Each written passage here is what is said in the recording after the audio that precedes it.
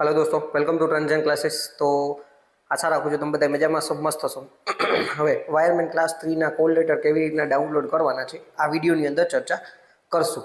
સૌથી પહેલા તો કે આપણા ટ્રાન્ઝેક્શન ક્લાસીસનું ગ્રુપ છે, બરાબર। એ ગ્રુપની અંદર મેં લિંક મોકલેલી છે, અથવા તમે G3SB ની વેબસાઇટ ઉપર જશો તો મળી જશે। પણ મેઇન વસ્તુ છે કે આ લિંક જે મેં આપેલી છે એ તમને પ્રોપર મળી જશે, બરાબર। એમાંથી તમારે ક્લિક કરશો એટલે આવી રીતે હવે અહીંયા તમારે સિલેક્ટ એડવર્ટાઇઝમેન્ટ કરવાનું છે। એમાં તમારે 311 નંબર સિલેક્ટ કરવાના છે, બરાબર। 311 પછી તમારે તમારો કન્ફર્મેશન નંબર નાખવાનો છે। ખાસ યાદ રાખો, કન્ફર્મેશન નંબર તમે જે ફોર્મ ભર્યું હોય તો એ ફોર્મની જે પીડીએફ તમને આવી હોય, બરાબર, મેલ આવ્યો હશે અથવા પીડીએફ ડાઉનલોડ કરે તો એમાં આપણા બારકોડની નીચે છે ને કન્ફર્મેશન નંબર હશે, એ તમારે નાખવાના થશે, કન્ફર્મેશન નંબર।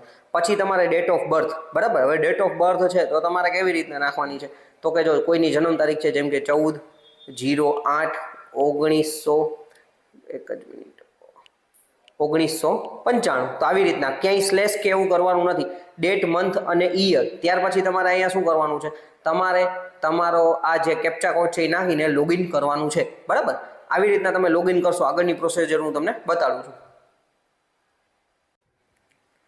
હવે તમે તરત જ આ તમે જોશો, બરાબર, તો તમને આવી રીતના ઇન્ટરફેસ ઓપન થશે। જેવું તમે લોગિન કરશો એટલે આવી રીતના તમે તમારું નામ દેખાઈ જશે, કન્ફર્મેશન નંબર, એડવર્ટાઇઝમેન્ટ નંબર, બરાબર। તમને અહીંયા ઉપર એડમિટ કાર્ડ દેખાતું હશે, એડમિટ કાર્ડ ઉપર તમારે ક્લિક કરવાનું છે। જેવું તમે એડમિટ કાર્ડ ઉપર ક્લિક કરશો એટલે અહીંયા તમને બતાડી જશે, બરાબર, 311 વાયરમેન RNB, તમારું જે આપણું સેન્ટર હશે સેન્ટર, તમારો ટાઈમ, બરાબર, ડેટ 15 માર્ચ છે અને 9 થી 12।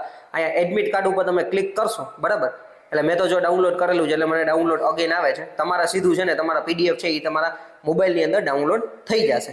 આટલી ઇઝી છે એ પ્રોસિજર છે, વ્યવસ્થિત રીતે તમારે ડાઉનલોડ કરવાનું છે, બરાબર। બાકી કંઈ પણ ક્વેશ્ચન હોય તમે મને કમેન્ટ કરજો અથવા પર્સનલ મેસેજ કરજો, બરાબર। મેઇન કન્ફર્મેશન નંબર તમારા બારકોડની નીચે હશે, તમે જે ફોર્મ ભર્યું હશે ને પીડીએફની અંદર, અથવા મોબાઈલમાં મેસેજ આવ્યો હશે, મેલ તમે ચેક કરો એની અંદર ક્યાંક તો તમને કન્ફર્મેશન નંબર હશે, બરાબર। બાકી કંઈ પણ ક્વેશ્ચન હોય તમે કમેન્ટ અથવા પર્સનલ મેસેજ કરજો। Thank you friends.